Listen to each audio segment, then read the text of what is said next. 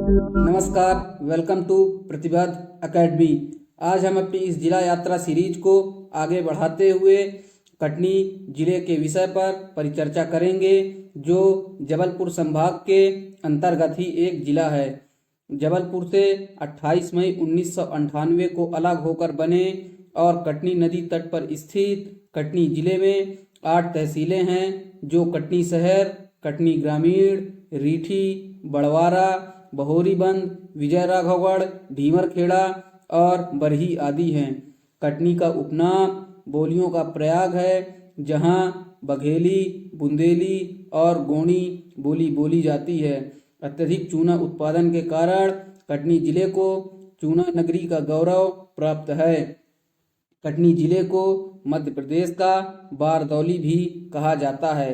रूपनाथ में मौर्यकालीन स्थल और अशोक का अभिलेख, जो पाली भाषा में लिखित है, पाए गए हैं। रूपनाथ में पंचलिंगी शिव की प्रतिमा है, इसे ही रूपनाथ कहा जाता है।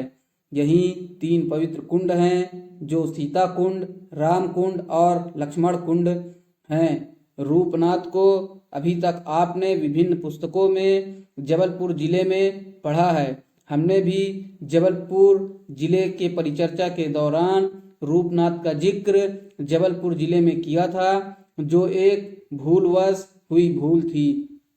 अब आप यदि नोट्स प्रिपेयर कर रहे हैं तो रूपनाथ को कटनी जिले के अंतर्गत लिखिएगा या पढ़िएगा। कटनी जिले का बिल्हारी नामक स्थान प्राचीन पुष्पावटी के नाम से जाना जाता था। यहीं अनेक प्राचीन मंदिर, वराह मूर्ति, नाहलेश्वर शिव मंदिर आदि हैं। बिल्हारी के पान का आईने अकबरी में भी उल्लेख किया गया है।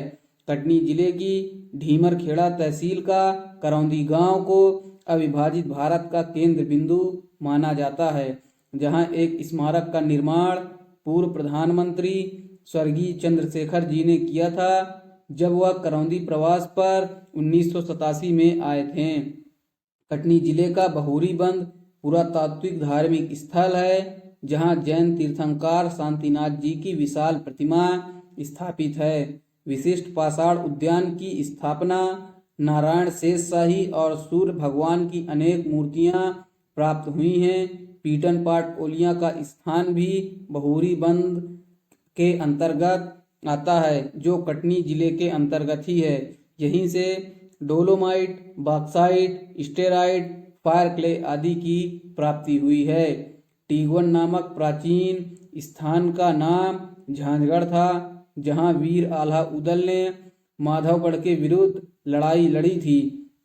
1500 साल पुराने मंदिर, नरसिंह भगवान और पार्श्वनाथ की मूर्तियां और गुप्तकालीन एक ब्राह्मी लिपि से लिखित अभिलेख कटनी जिले में ही पाया गया है। कटनी का सिंदूरसी नामक स्थान को जोगिनी के नाम से जाना जाता रहा है। मुड़वारा को पुराना कटनी का गौरव प्राप्त है, जो कटनी का एक उपक्षेत्र है। यहाँ से भी dolomite, bauxite, laterite, clay, fire clay, soap stone, quartz आदि खनिजों की उपलब्धता सुनिश्चित की गई है। विजय राघवगढ़ युवराज प्रयागदास द्वारा निर्मित विजय राघवगढ़ किले के नाम से क्षेत्र का नाम पड़ा। यहाँ के किले में रंगमहल नामक सुंदर इमारत है, जहाँ गुप्तकालीन एक ब्राह्मी लिपि से युक्त अभिलेख पाया गया है। धीमरखेड़ा और झींझरी से रंगीन चित्रित 14 विशाल प्रागैतिहासिक चट्टानें प्राप्त हुई हैं। स्लीमनाबाद उन्मूलनकर्ता स्लीमैन के नाम पर बसा शहर, जहां से संगमरमर की उपलब्धता पाई जाती है। मध्य प्रदेश में चूने का सर्वाधिक उत्पादन कटनी में ही होता है। देश की पहली किन्नर महापौर कमलाजान 2003 में यहीं से महापौर चुनी गई थी। कटनी मध्य प्रदेश का दूसरा बड़ा रेलवे जंक्शन है। प्रथम गौरव इटारसी को प्राप्त है। मुड़वारा में भारत सरकार द्वारा स्थापित ऑर्डिनेंस फैक्ट्री व एसीसी कैमूर की सीमेंट फैक्ट्री है। कटनी के इमलिया गांव में ही सोने के भंडार पाए गए हैं। कटनी की प्रमुख नदियों में कटनी, छोटी महानदी, उमदर आदि प्रमुख हैं। कटनी के प्रमुख राष्ट्रीय राजमार्ग 30 और 43 हैं, जो कटनी को प्रदेश के अन्य जिलों से जोड़ते हैं। कटनी प्रदेश का दूसरा बड़ा रेलवे जंक्शन भी है। कटनी में देश का सबसे लंबा रेलवे फ्लाईओवर प्रस्तावित है, जिसे उड़ता जंक्शन उपनाम दिया गया है।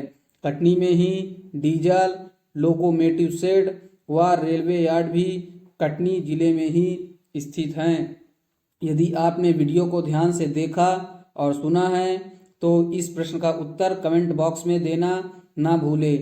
किस गांव को अविभाजित भारत का केंद्र बिंदु माना जाता है और वहां एक स्मारक का निर्माण पूर्व प्रधानमंत्री चंद्रशेखर द्वारा किस वर्ष किया गया?